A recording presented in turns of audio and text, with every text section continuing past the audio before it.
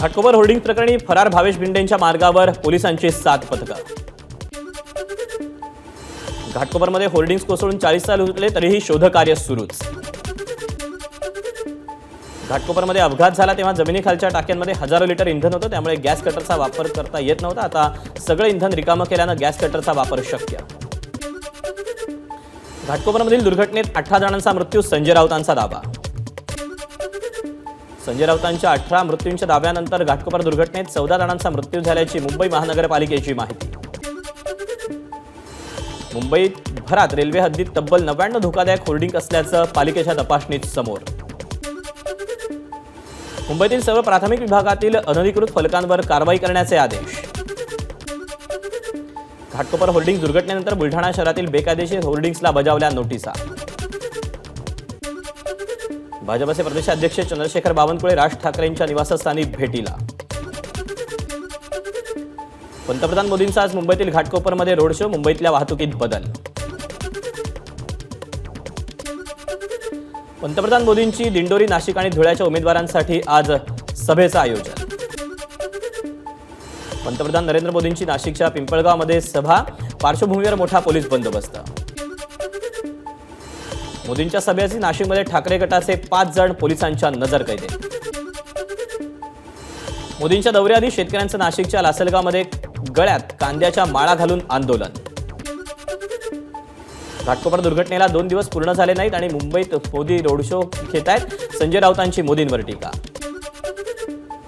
पंतप्रधान मोदींना जिरेटोप भेट देणं म्हणजे महाराष्ट्राचा अपमान, संजय राऊतांची मोदींवर टीका।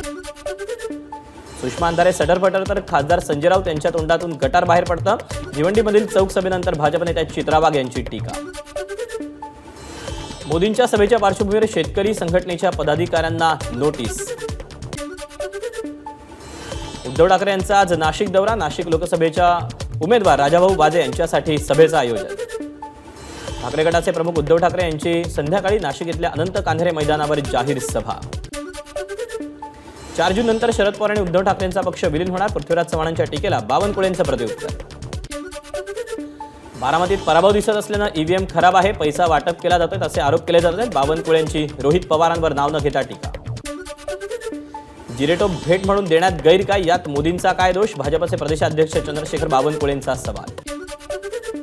पंतप्रधान मोदी आणि उद्धव ठाकरे यांच्यातील वैयक्तिक बैठकीत भाजपबरोबर जाण्याबाबत चर्चा झाली होती।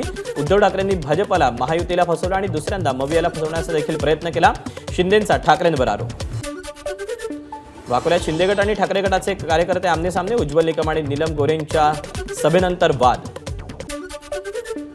भंडाऱ्यातील मोहोळे तालुक्यात शेतकऱ्याला 1800 रुपये पीक विम्याची मदत, 1800 रुपये बँकेतून काढून आणण्यासाठी पोलीस संरक्षण द्या, शेतकऱ्याची सरकारकडे उपहासात्मक मागणी। राज्यातील लहान मोठ्या धरणांमध्ये केवळ 25% पाणीसाठा शिल्लक, जवळपास 3370 टँकरद्वारे विविध वाड्यांना आणि गावांना पाणी पुरवठा। राज्यात अवकाळी पावसाचा इशारा, येत्या 24 तासात मुंबई, ठाणे, पालघरसह अनेक जिल्ह्यात पावसाची शक्यता।